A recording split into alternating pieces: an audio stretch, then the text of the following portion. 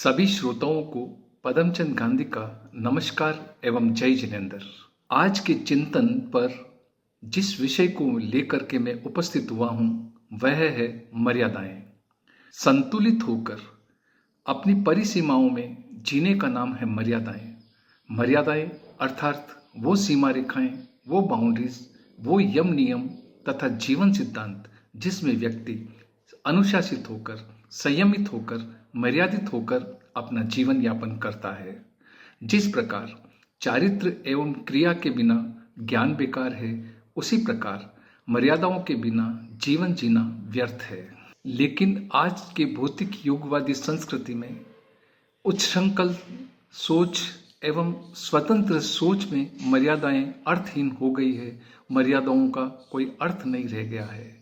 व्यक्ति अमर्यादित जीवन जीने का आदी हो गया है और वो अपने रिश्तों को ऐसे बदल रहा है या यहाँ तक कि अपनी पत्नी को भी वह ऐसे बदल रहा है जैसे वह वस्त्र परिवर्तन कर रहा है।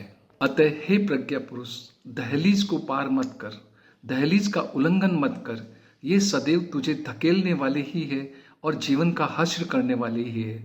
दहलीज पूजन अर्थात थैली पूजन हमारा रिवाज रहा है, हमारी प्रथा एवं संस्कृति भी रही है। विवाह के समय जब दुल्हन अपने घर से विदा होती है तो दंपत्ति अपनी थली पूजन करके वहाँ से कुछ संकल्प लेता है और नए जीवन की शुरुआत करता है कि हम दोनों मर्यादित होकर जीवन जिएंगे और दोनों कुल की लाज बचाएंगे। विपत्ति के समय किसी प्रकार से हम कुल को कलंकित नहीं होने देंगे।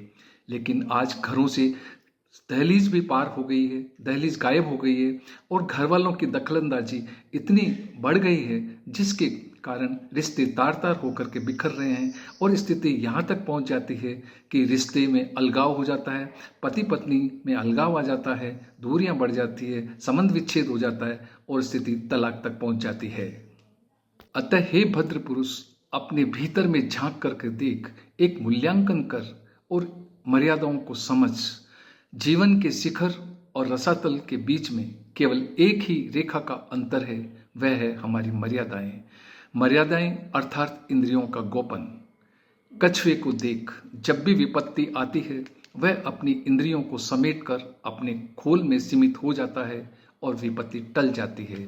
इसी प्रकार यदि हम इंद्रियों का गोपन करें तो हम भी विपत्तियों से बच सकते हैं। लेकिन एक छोटी सी इंद्रिय के टूटने से कितना बड़ा नुकसान हो जाता है। अतः हे साधक, ऐसे समय में गांधी जी के 3 बंदरों की नयन गुप्ती, वचन गुप्ती और श्रवण गुप्ती को याद कर और बुरा मत देख, बुरा मत बोल और बुरा मत सुन। ऐसे समय में अपनी 5 इंद्रियों को वश में कर। केवल मात्र रसने इंद्रिय के लालसा में भंवरा कमल में बंद हो जाता है। पराग के पराग कण को रस पीने के लिए वह अपने प्राण भी त्याग देता है। श्रोतेंद्रिय के कारण हिरण जंगल में मधुर संगीत की ध्वनों के अंदर इतना मस्त हो जाता है और वह अपने प्राण को त्याग देता है। इसी प्रकार घ्राणेन्द्रिय के कारण सांप चंदन की खुशबू में इतना मस्त हो जाता है जिससे वह लाठियों से मारा जाता है। और चक्षु इंद्रिय के कारण पतंगा दीपक की प्रकाश में इस तरह से मोहित हो जाता है, उसमें जल करके भस्म हो जाता है। और स्पर्शनेन्द्रिय के कारण एक हाथी वासना की लालसा में डमी हथनी की पाने के लिए एक गहरे खड्डे में गिरकर अपने प्राण त्याग देता है। अतः हे भद्र पुरुष, जरा सोच, एक इंद्रिय के असंयमित होने पर इतनी बड़े विनाश हो जाता है, तब 5 इंद्रियों के संयम टूटने पर, अमर्यादित होने पर कितना नुकसान होगा, यह चिंतन कर और सोच। यह सच है, जब जब मर्यादाएं टूटी है विनाश ही हुआ है। अचला रूपी पृथ्वी को देख, कितनी सहनशील है, कितनी हमारी भार को सहन करती है, लेकिन जब मर्यादा तोड़ती है तो भूकंप एवं ज्वालामुखी फटते हैं। सबला रूपी नदी को देख, जब किनारों के बीच में बहती है तो आसपास की भूमि को हरित भरी कर देती है, फसलें उगाती है और जीवन क्रांति ले आती है, हरित क्रांति ले आती है। लेकिन जब मर्यादा तोड़ती है तो प्रलय करंकारी बाढ़ के रूप को धारण कर प्रलय मचा देती है। इसी तरह अग्नि प्रज्वला होती है, हमें ऊर्जा देती है, प्रकाश देती है, लेकिन जब भड़कती है, जब मर्यादा तोड़ती है तो एक चिंगारी ही दावानल बनकर प्रचंड अग्नि में स्वाह कर देती है। इसी प्रकार वायु प्राणवायु होती है, जीवनदायिनी होती है, हमें सांस देती है, लेकिन जब अपनी मर्यादा तोड़ती है तो प्रचंड विकराल झंझावतों को रूप धारण कर बवंडर बनकर टीन टप्पर और पेड़ उखाड़ देती है और हमारे घरों को उजाड़ देती है। अतः हे चैतन्य, मर्यादाओं को समझने का प्रयास कर, इन्हें लांघने की कोशिश मत कर। इतिहास साक्षी है, सीता ने लक्ष्मण रेखा को लांघा था, परिणाम रावण हरण कर कर ले गया, जिसके परिणाम सीता को भोगने पड़े, अग्नि परीक्षा देनी पड़ी, पति से वियोग सहा और अंत में भूमिगत होकर लुप्त हो गई। इसी प्रकार रावण ने एकमात्र मर्यादा को तोड़ा और वह राम के हाथों प्रकांड पंडित होते हुए बलशाली होकर के भी मारा गया।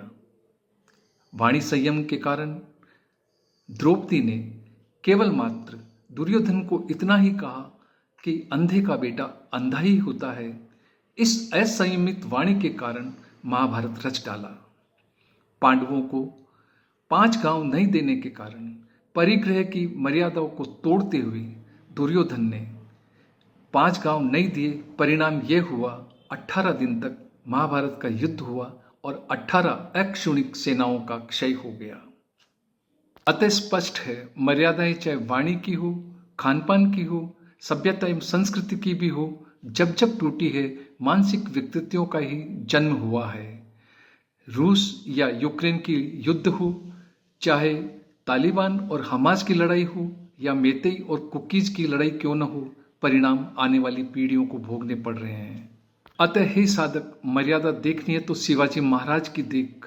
बहलोल खां ने जब उनके सामने हारे हुए राजा की पत्नी की सुंदर पत्नी को लेकर कर उपस्थित हुआ, तब शिवाजी ने यही कहा था कि माते, मैं खुदकिस्मत होता, यदि मैं आपकी कोख से जन्म लिया होता तो मैं भी आपकी तरह सुंदर पुत्र होता।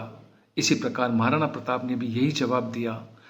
मर्यादा देखनी है तो विवेकानंद की देख, जिसने शिकागो की मीट के अंदर भाषण के बाद में जब एक सुंदरी ने आकर के कहा कि मैं आपसे परिणय सूत्र में बंधना चाहती हूँ कि मैं जिससे आप जैसा पुत्र प्राप्त कर सकूं, तब विवेकानंद ने यही कहा था कि हे माते, तुम मुझे ही अपना पुत्र क्यों नहीं मान लेती हो।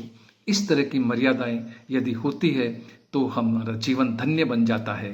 अतः हे वीर पुरुष, मर्यादाओं के मूल्य को समझ, मर्यादाओं के जीने का आदि बन और मर्यादाओं के बीच में रहकर अपने जीवन के शिखर के उच्च मूल्यों को समझ और उन्हें प्राप्त करने का प्रयास कर, और देख कि हम मर्यादित जीवन जीकर किस तरह से महान बन सकते हैं और किस तरह से हमारे जीवन को उच्च शिखर पर ले जा सकते हैं। और देख कि हमारी मर्यादा ही हमारा जीवन है, हमारा आदर्श है। जय जिनेंद्र।